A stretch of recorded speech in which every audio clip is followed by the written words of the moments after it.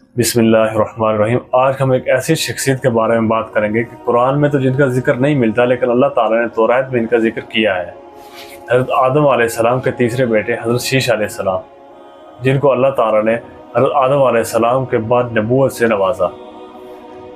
حابیل اور قابیل کے بعد حضرت آدم علیہ السلام کے تیسرے بیٹے حضرت شیش علیہ السلام تھے۔ حابیل کا قتل جب قابیل کے ہاتھوں سے ہو گیا تو حضرت آدم علیہ السلام اللہ تعالیٰ سے دعا کیا کرتے تھے کہ اے اللہ، مجھے ایسی اولاد عطا فرما جو تیرے دین کو دنیا میں پھیلانے میں میری مددگار ہو اور میرے بعد بھی تیرے دین کو دنیا میں عام کرے۔ اللہ تعالیٰ نے آدم علیہ السلام کی اس دعا کو قبولیت کے شرط سے نوازا۔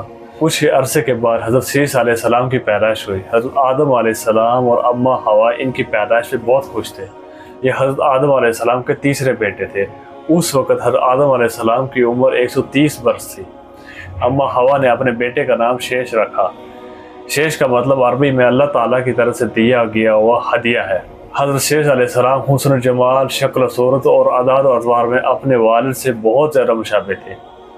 حضرت آدم علیہ السلام اور حضرت حوا علیہ السلام کو آپ سے بہت محبت تھی۔ حضرت آدم علیہ السلام حضرت شیش علیہ السلام کو ہر وقت اپنے ساتھ رکھتے تھے۔ آپ کو اس بات کا علم ہو چکا تھا کہ ان کی اولاد میں سے یہ بچہ ان کا جانشین ہوگا، چنانچہ انہوں نے شروع ہی سے ان کی تربیت پر خصوصی توجہ دی تھی۔ آپ حضرت شیش علیہ السلام کو جنت کا احوال سناتے، اچھے اور برے کی پہچان کرواتے۔ جو حضرت شیش علیہ السلام بڑے ہوتے گئے اور والدین کی تربیت رنگ لاتی گئی۔ حضرت آدم علیہ السلام نے ان کو دین اور رات کی گھڑی کی پہچان کرائی، ان اوقات میں ہونے والے عبادتوں کی تعلیم دی۔ اس کے علاوہ طوفان نوح کے بارے میں بھی آگاہ کیا تھا جو کچھ عرصہ بعد آنا تھا۔ حضرت آدم علیہ السلام اور حضرت حوا علیہ السلام کو حضرت شیش علیہ السلام سے بڑی امید تھی۔ اس کی بڑی وجہ یہ تھی کہ ان کا بیٹا قتل ہو گیا تھا، دوسرا شیطان کا پیروکار بن کر کفر کے راستے پر چل نکلا تھا۔ اب اللہ کے دین کو آگے لے کے جانے اور شیطان کے شر کا مقابلہ کرنے کے لیے حضرت آدم علیہ السلام کے بعد حضرت شیش علیہ السلام ہی تھے۔ چنانچہ جب حضرت آدم علیہ السلام کے وفات کا وقت قریب آیا تو انہوں نے حضرت شیش علیہ السلام کو اپنا خلیفہ اور جانشین نامزد کیا۔ 960 برس کی عمر میں حضرت آدم علیہ السلام نے وفات پائی۔ حضرت شیش علیہ السلام نے اپنے والد حضرت آدم علیہ السلام کی تدفین کی۔ اللہ رب العزت نے حضرت شیش علیہ السلام کو نبوت کے عظیم منظر پر فائز فرمایا اور اولاد کثیر سے نوازا، اور ان کی اولاد نہایت فرمانبردار اور نیک بھی تھی جو اپنے والد کے ساتھ تبلیغ دین کے کاموں میں مصروف رہتی ہے۔ روایت میں ہے کہ اللہ تعالیٰ نے اپنے پیغمبروں پر 100 صحیفے نازل کیے اور 4 کتابیں۔ ان 100 صحیفوں میں سے 50 صحیفے حضرت شیش علیہ السلام پر اترے۔ ابن کثیر قرآن کریم میں جن 25 انبیاء علیہ السلام کا نام آیا ہے ان میں حضرت شیش علیہ السلام کا ذکر نہیں ہے، تاہم احادیث مبارکہ میں ان کے نبی ہونے کا ذکر ہے۔ حضرت شیش علیہ السلام نے اپنی پوری زندگی والد کے دی تربیت پر اللہ تعالیٰ کے دین کی سربلندی میں صرف کی۔ آخر میں زیادہ ضعیف ہونے کی وجہ سے پوشہ نشین ہو گئے تھے، لیکن اولاد آپ علیہ السلام کے کام کو آگے بڑھاتی گئی۔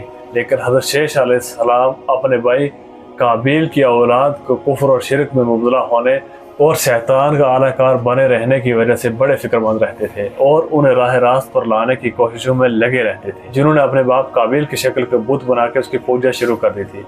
روایت میں ہے کہ دنیا میں موجود عام انسان یعنی بنی آدم حضرت شیش علیہ السلام ہی کی اولاد ہے، کیونکہ حابیل تو محض 20 برس میں اپنے بھائی قابیل کے ہاتھوں شہید ہو چکے تھے اور انہوں نے کوئی وارث بھی نہیں چھوڑا تھا، جبکہ دوسرے بیٹے قابیل کی اولاد شیطان کی پیروکار، اللہ کی نافرمان اور کفر پر قابضن تھی، جسے طوفان نوح میں غرق کر دیا گیا تھا۔ مسلمانوں کی طرح یہودی اور عیسائی بھی حضرت شیش علیہ السلام حضرت آدم اور حوا کا تیسرا بیٹا اور نبی اور ان کا جانشین تسلیم کرتے ہیں، جبکہ وہ بھی اس بات کے قائل ہیں موجودہ تمام انسان حضرت شیش علیہ السلام کی اولاد ہیں۔ حضرت شیش علیہ السلام لوگوں کو نصیحت فرمایا کرتے تھے کہ سچا مومن وہ ہے جو اللہ تعالیٰ کو پہچانتا ہو، نیک اور بد کو جانتا ہو، بادشاہ وقت کا حکم بجا لاتا ہو، والدین کا حقوق ادا کرتا ہو اور ان کی خدمت کرتا ہو، صلہ رحمی کرتا ہو، غصے پر قابو رکھتا ہو، محتاجوں اور مسکینوں کے ساتھ حسن سلوک سے پیش آتا ہو، گناہوں سے پرہیز کرتا ہو، مصیبت کے وقت صبر کرتا ہو اور اللہ تعالیٰ کی نعمتوں پر اس کا شکر ادا کرتا ہو۔ حضرت آدم علیہ السلام کے انتقال کا وقت جب قریب آیا تھا تو انہوں نے اپنے بیٹے حضرت شیش علیہ السلام کو اپنے قریب بلایا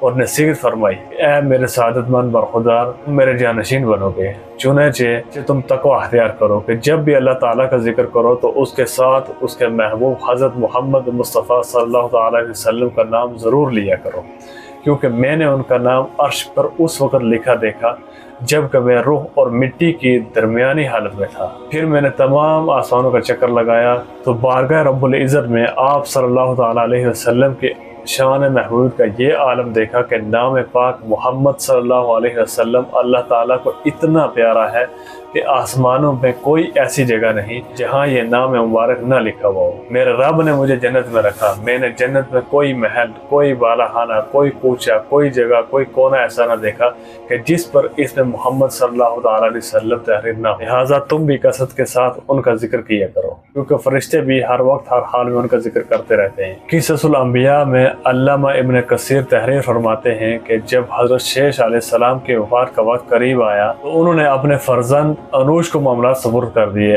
انوش کے بعد اس کا ولی عہد کینن بنا، اس کے بعد کینن کا فرزند احلائل ان کا جانشین بنا، اور ایرانی اجمی لوگ انہی کے بارے میں خیال رکھتے تھے کہ یہ 7 ولایتوں کے بادشاہ بنے، اور یہ پہلے شخص تھے جنہوں نے جنگلات کا صفایا کر کے شہروں اور قلعوں کی بنیاد ڈالی، اور انہوں نے شہر بابل اور شہر سوس آباد کیے۔ ابلیس اور اس کے لشکروں کے جنوں وغیرہ کو بھی مار مار کر انسانی آبادیوں سے بھگا کر ویرانوں میں دھکیل دیا۔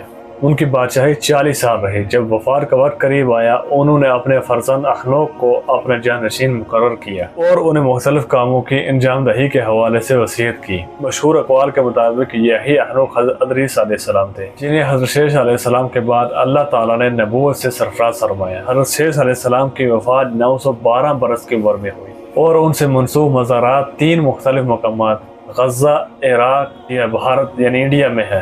ان تینوں میں سے کس میں حضرت شیش علیہ السلام مدفون ہیں یہ اللہ تعالیٰ ہی بہتر جانتا ہے۔ بعض روایت میں آتا ہے کہ حضرت شیش علیہ السلام کا مکہ مکرمہ میں انتقال ہوا اور یہیں خاک سپرد کیے گئے، جبکہ ایک روایت یہ بھی ہے کہ حضرت شیش علیہ السلام کا مزار لبنان کے ایک گاؤں شیش نبی میں ہے، جہاں ان کے نام سے ایک مسجد بھی قائم ہے۔ 13ویں صدی عیسوی اور بعد میں آنے والے جغرافیہ دانوں کے روایت کے مطابق حضرت شیش علیہ السلام کا مزار فلسطین کے شہر نملہ کے شمال مشرق میں واقع ایک گاؤں مشیس میں تھا۔ مشیس کا مطلب ہے خانہ شیش علیہ السلام۔ سن 1948 میں اسرائیل کے وجود میں آنے کے بعد یہ گاؤں غیر آباد ہو گیا تھا، لیکن آج بھی یہاں 3 کونوں والا مینار حضرت شیش علیہ السلام کے مزار پر قائم ہے۔ واللہ عالم۔ اگر آپ کو یہ ویڈیو پسند آئی تو آپ اس ویڈیو کو شیئر کریں، لائک کریں، کمنٹ کریں، اور چینل کو سبسکرائب کر کے بیل آئیکن کے نوٹیفکیشن کو بھی دبا دیں تاکہ ہر نئے آنے والی ویڈیو کی نوٹیفکیشن آپ تک سب سے پہلے پہنچ سکے۔